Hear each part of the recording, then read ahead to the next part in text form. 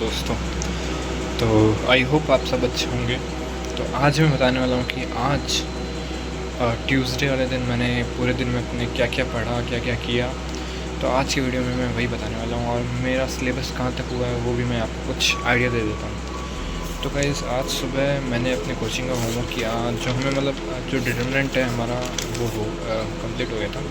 तो उसके हमें क्वेश्चंस दिए थे, स्टेप 2 के कुछ PYQ दिए थे, सारे तो नहीं दिए थे। तब जैसे 40 क्वेश्चन तक किए थे, 40 तक मैंने कर लिए सारे। ठीक है, डिटरमिनेंट्स में वो काफ़ी इजी लग रहे हैं। मैट्रिक्स से थोड़ा सा इजी है, मैट्रिक्स भी इजी टाइप का ही है, मगर उसमें कुछ क्वेश्चंस ऐसे आ जाते हैं जिनमें थोड़ा सा सोचना पड़ता है बहुत ही ज़्यादा, कुछ ट्रिकी टाइप के क्वेश्चन लगते हैं। लेकिन डिटरमिनेंट्स तो काफ़ी ज़्यादा ईजी है। एंड PBS के कुछ क्वेश्चन भी बाकी है, ये भी मैं करूँगा अभी।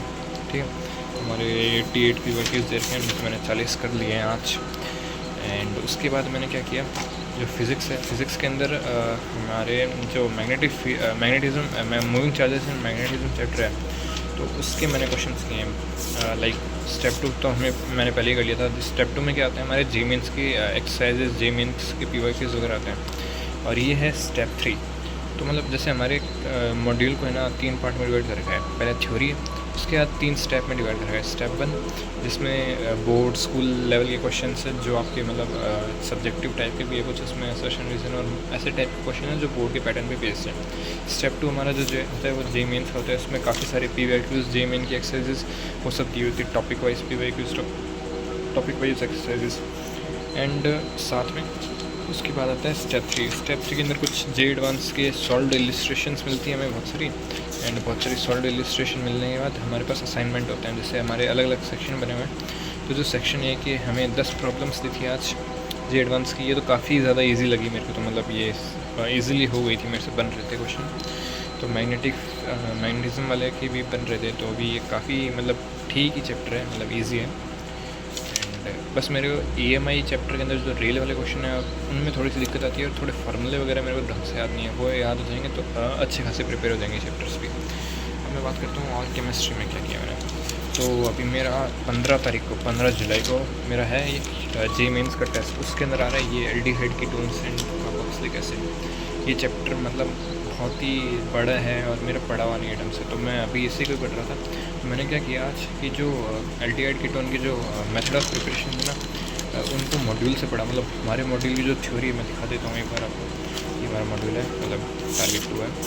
इसके अंदर जो हमारी थ्योरी दे रखी है ना, भाई साहब, सॉल्व इलस्ट्रेशन, सॉल्व एग्जाम्पल, ये एडवांस इलस्ट्रेशन भी, बीच में एक्सरसाइज क्वेश्चंस, टॉपिक वाइज हर टॉपिक के बाद जैसे थ्योरी है, बीच बीच में एग्जाम्पल्स है, बीच बीच में इलस्ट्रेशन है, फिर पूरे टॉपिक की वो एक्सरसाइज क्वेश्चन है बीच में। उसके बाद नेक्स्ट टॉपिक शुरू होता है। तो ये काफ़ी चीज़ बढ़िया लगी।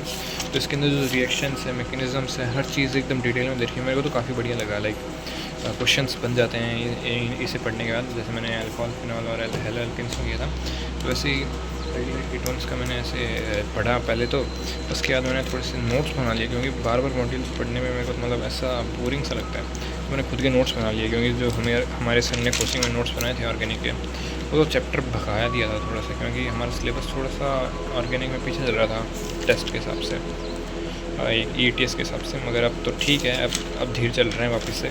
इस चैप्टर में थोड़ा सा भगा दिया था इस टाइम, तो मेरे नोट्स ढंग से बने नहीं थे। तो मैंने अभी खुद से मॉड्यूल से देख के, अपने नोटबुक के कुछ नोट्स देख के, एक अलग नोटबुक के अंदर थोड़े अच्छे से नोट्स बना लिए। ऐसा नहीं है ज़्यादा यूज़ किया मैंने, बस एकदम जो भी इंपॉर्टेंट चीज़ें ना वो एक साथ लिख लिया। अगर नोट्स में कुछ एक्स्ट्रा लिखा है वो लिख लिया, मॉड्यूल में कुछ एक्स्ट्रा वो लिख लिया, इसमें सब कुछ ऐड करके प्रॉपर नोट्स बन गए। तो अभी तक तो मैंने सिर्फ थोड़े से नोट्स बनाए, जैसे method of preparation of aldehyde ketones के इतने से बनाए हैं, जितने भी जनरल मेथड ऑफ प्रिपरेशन है उनके नोट्स बनाए हैं। साथ ही साथ आज कोचिंग क्लासेस भी हुई थी। तो ठीक है, आज मैंने बस होमवर्क किया है, थोड़ा सा रिवाइज़ किया है, ये सब किया है। और क्लासेस के अंदर आज हमारी थी फिज़िक्स मैथ्स की क्लास। फिज़िक्स के अंदर तो हमारे EMI जस्ट फाइनल स्टेजेस पे है। एक म्यूचुअल इंडक्टेंस वाला टॉपिक आता है, सेल्फ इंडक्टेंस आज कंप्लीट हो गया, और फिर म्यूचुअल इंडक्टेंस चालू हो चुके हैं। एंड ठीक है, EMI तो म्यूचुअल इंडक्टेंस चल रहा था, एंड वो आज हुआ है हमारे। एंड मैथ्स के अंदर डिफ्रेंशिएशन ख़त्म हो चुका है, मेथड ऑफ डिफ्रेंशिएशन वाला पोर्शन ख़त्म हो चुका है। अब शायद हमारे नेक्स्ट क्लास में लिमिट्स स्टार्ट हो जाएगा।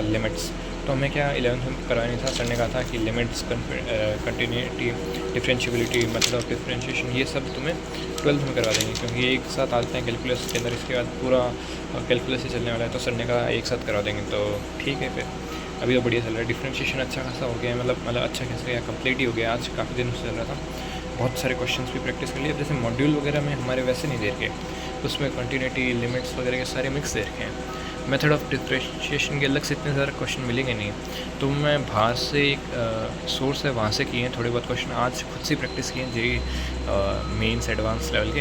अब ज़्यादा नहीं किए, 10, 15, 20 किए हैं। ठीक है, ज़्यादा प्रैक्टिस नहीं हुई। तो मतलब डिफरेंशिएशन के मैंने क्वेश्चंस किए हैं काफ़ी, तो ठीक है। मतलब चैप्टर तो ठीक है, दिमाग लगाना होता है, और मतलब काइंड ऑफ ठीक है, अगर प्रैक्टिस करी ना तो हो जाएगा।